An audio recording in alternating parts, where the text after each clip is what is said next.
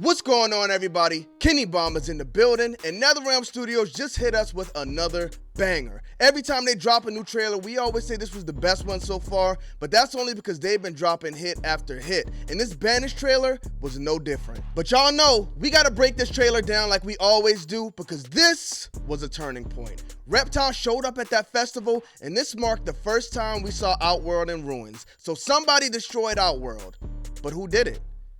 We got some clues here, and we gotta talk about it. But first, I need you guys to let me know how you rank these new character designs on a scale from 1 to 5 bombs. I'll go first. Reptile, I'm giving 5 out of 5 bombs. Lizard, human hybrid, everybody wins. Can't go wrong, perfect decision. Ashra, I'd go 3 out of 5 bombs. I'll tell you why when we do the breakdown. And Havoc, 5 out of 5, no question, perfect design. We got a crazy theory for Havoc coming up also. But don't forget to smash that subscribe button, because I'm about to hit y'all with some crazy facts you won't see in any breakdown video that came out before this one.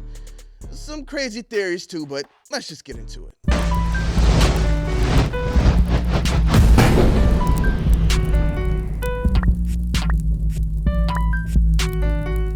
Run, boy, they coming on. So this trailer starts off in what looks to be a torture chamber, but if you think about Liu Kang talking about Shang Tsung's experiments, this could also be a lab. You can see the pot on the ground here, you see some different instruments on the tables, the skull over here, but what really leads to me thinking that is you see a centaur over here, which I can't show y'all because it's bloody and YouTube don't like that. But the centaur has his legs chopped off. You see one man hanging up here, but you also see this guy strapped to this board here. Now he could be some guy who's being tortured, but he could also be somebody who's being used like a lab rat. So I really don't fully know what this room is, but it could be a number of different things. So this is going to be a big scene. It looks like this is the first time the fighters meet Reptile, and as he approaches the cage, we can see Baraka, we see Johnny Cage, and we see Kenshi in there. Now if you look at Kenshi, you can tell Kenshi's sitting down looking kind of sad. He looks like he's hurt. His eyes look really dark, but they are not wrapped. I think whatever they're doing in this torture chamber or in this lab, whatever it is, this is where Kenshi's gonna lose his eyes, and I'll show you why I believe that in a minute. Now this is where they first meet Reptile up close. We see Kung Lao here, we see Johnny Cage here, we can see some blood on the wall behind them. But as we progress here, this is when Reptile shows them his original form. Now Reptile is outside of the cage, so again, this is most likely when they first met him, but how did Reptile get in there and what led to Reptile helping them out?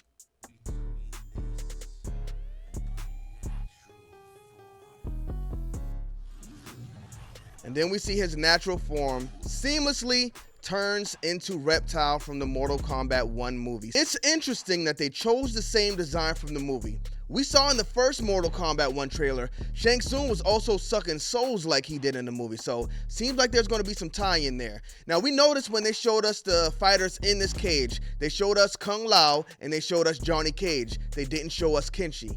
And now we saw Kenshi on the floor earlier. He is in that cage. He was sitting down in the corner sad with no wraps on his face. So this next scene is going to show us that whatever happened in this lab or torture chamber caused Kenshi to lose his eyes. Now we could tell this is the scene after they left that dungeon because we got the same guys and Reptile is explaining his origins to them. Now, even beyond that, if you look at Kenshi, we can see he's bracing his ribs. He looks hurt. Now his face is wrapped and he's not used to being blind yet. He's holding on to Johnny Cage's shoulder. Now we saw him in that cage with no wrap on his face. That shows he got hurt when he was in that dungeon and now he needs Johnny Cage for guidance because he's not used to being blind yet. So I don't know what happened in there. I don't know who caught them, but whoever did it is the guy who's responsible for Kenshi losing his eyes. Or the girl. Maybe it was Sindel. We don't know. He was not blind when he came to Outworld because in that Garage trailer, when Johnny Cage had his phone up, we saw the NPC behind Liu Kang and everybody else. Kenshi had his eyes. So right now, he's probably wishing he didn't travel there with the guys. But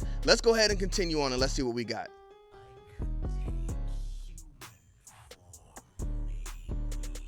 Now Reptile, I do like his design. I think this might be the same guy who played on Scalebound, that game that got canceled. But the tattoos, they gotta chill with the tattoos because the tattoos don't really look too good.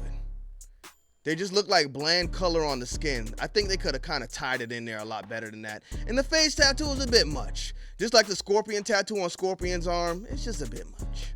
But to that point, we got to give credit where it's due as well, because this is the best look we've had at Kung Lao. I don't really like when they're in their normal clothes because they just look like normal dudes. Johnny Cage too, he looks great here. So these two characters look great in this shot.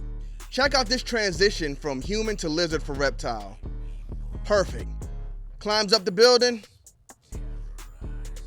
Back to human. Gotta give them their flowers, y'all.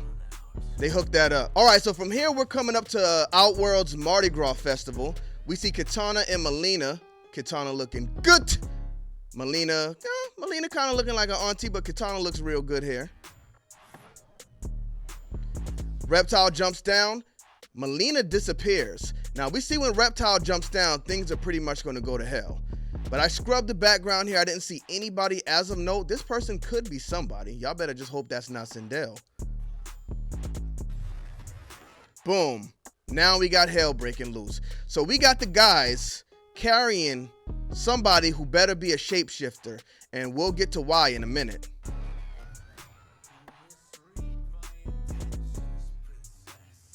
So, Reptile says, you must read my intentions, princess. So, you can pretty much take it right now that Reptile is a good guy. Will it end that way? I don't think so. I don't think things are going to end with Reptile being a good guy. We'll talk about why in a minute. But this is the first time we see Ashura. What do y'all think about Ashura's design? Let me know in the comment section.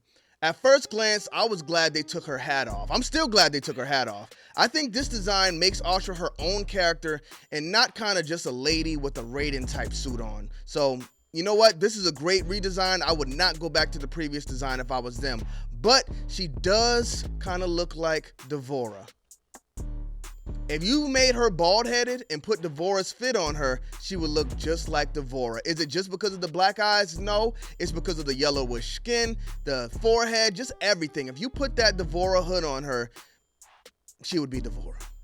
And we don't like Devora. So now we see her fighting off these beasts who look like Tarkots.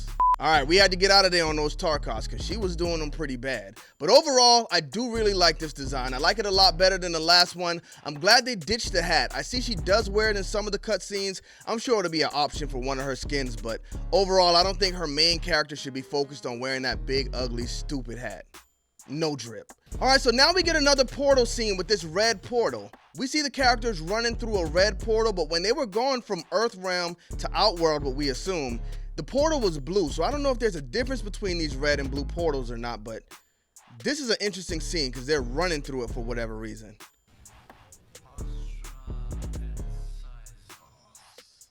All right, so we got Ashura and Syzoth. It looks like Johnny Cage and the boys went to recruit these two to join the good side. Now, I don't think Reptile's going to remain a good guy because he just seems like a guy who's looking for somewhere he can be accepted. And Liu Kang said Shang Tsung planted those seeds in Shao Kahn's head to make him want to take over Outworld. I think Shang Tsung can get in Reptile's head. We listened to Reptile's story earlier. He said he was driven out of his home place because he could turn to a human and they thought he was a freak. So the good guys was the first team he met, assumingly. So I think if Shang Tsung gets in his head, Reptile will definitely be open to making the switch. I don't know about old Ashura here. She's a demon who washed out all the impurities, so maybe she's stuck with the good end, but I don't know. I'd say we want to keep an eye on these two. The monks must prepare you for... So, Liu Kang says, the monks must prepare you for war.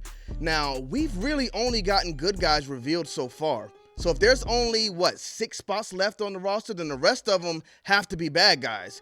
That's a pretty strong bad guy army if it's going to take all of these guys to overcome them. You know what it sounds like to me? A Dragon King. I mean, come on. We got all these characters from Mortal Kombat Deception and the 3D era in this game. We got to get the big boy in there too. But speaking of the 3D era, we got another significant character shown in this trailer as well. And this is the first sighting. We got Quan Chi's green skull flying straight at Ashura. Now, they do a little bit of trickery here. It's a little bit of bait and switch. But it's not the first time they've done it, and it's not the last time they'll do it in this trailer. I'll show you when they do it again in a minute. But as we see here, Quan Chi throws out his green skull, and when she hits it away, they immediately switch the scene, and we see Havoc and we see Serena.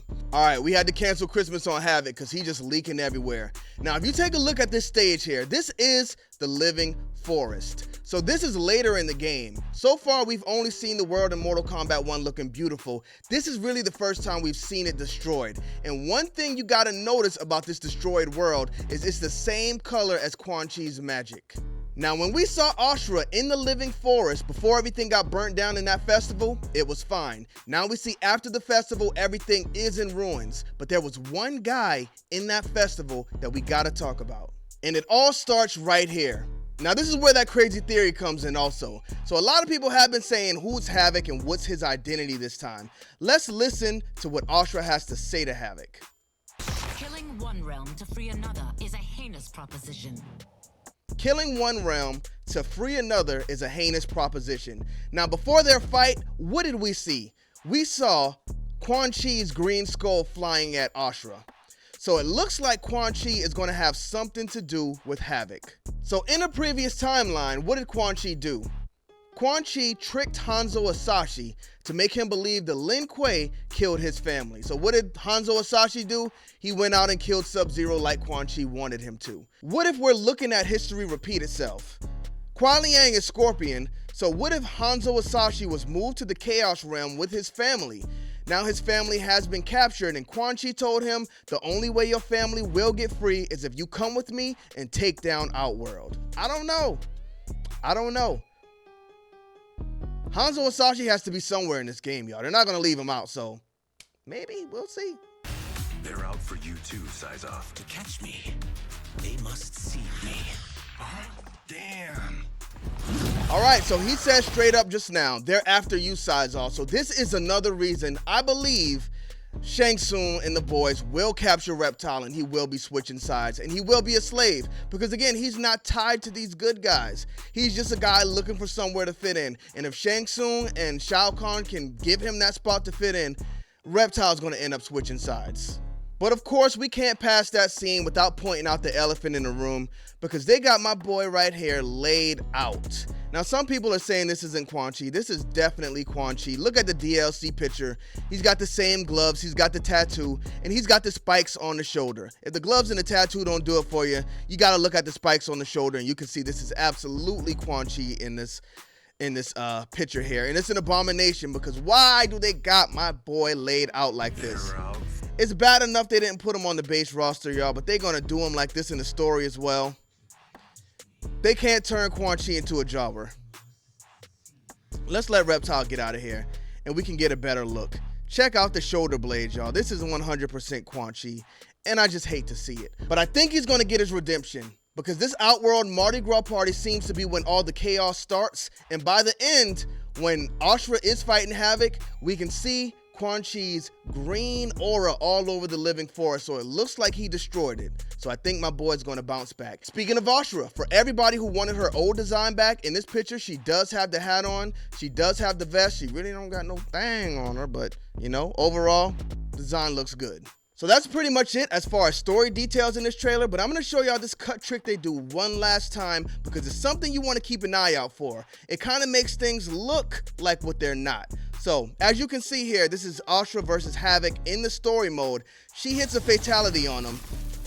The scene cuts, and it makes it look like she hit the fatality on Havoc in the story mode, but she didn't because we can't do fatalities in the story mode. You would actually kill off the characters, but she does hit him with this great line afterwards. Take your chaos elsewhere. That's it. Take the chaos elsewhere. Don't bring it over here to Kenny Bomb. Thank y'all for tuning into this video. Don't forget to drop a like on it and smash that subscribe button. Bomb Squad. Let's get to that.